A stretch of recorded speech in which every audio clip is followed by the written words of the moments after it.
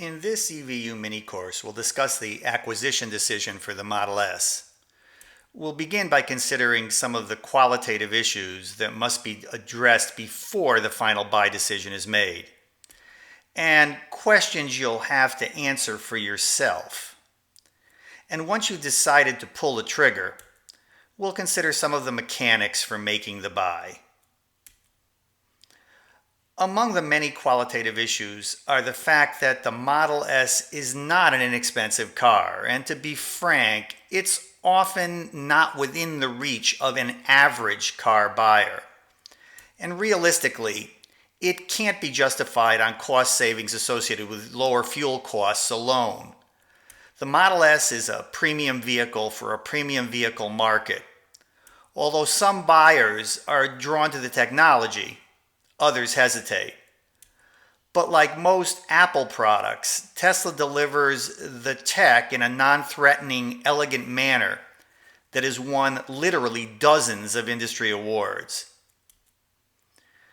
We discussed range anxiety in EVU course EV202, and if you are unfamiliar with the concept, it might be worthwhile to spend a few minutes learning about it.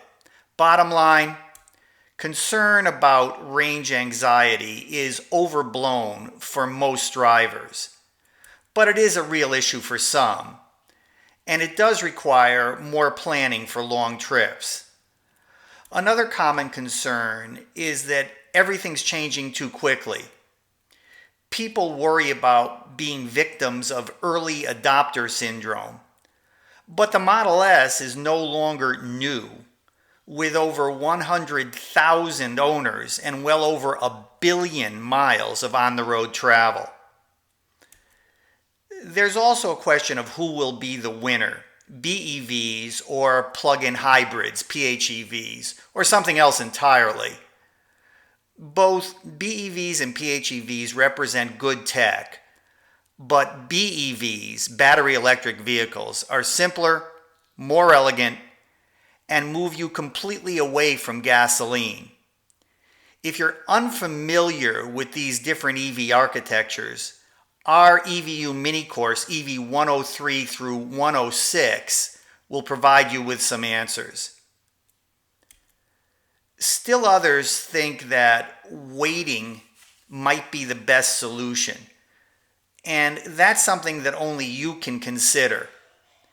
You might get cooler features at lower prices, but the waiting decision is one that only you can make.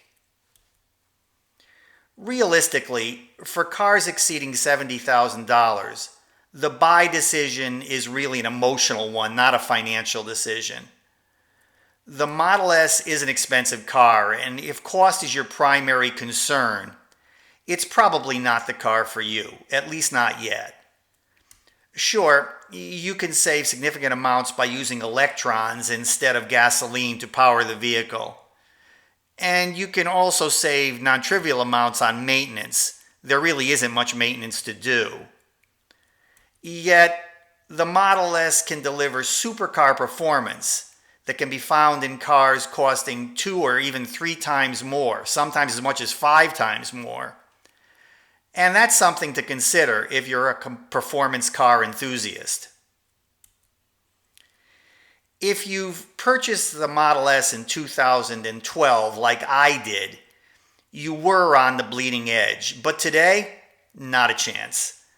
The Model S represents new technology, but today that tech is proven, and far more important, it's simple. The changing infrastructure that enables you to travel long distances on most interstates has already grown dramatically and is likely to grow even more in the next few years.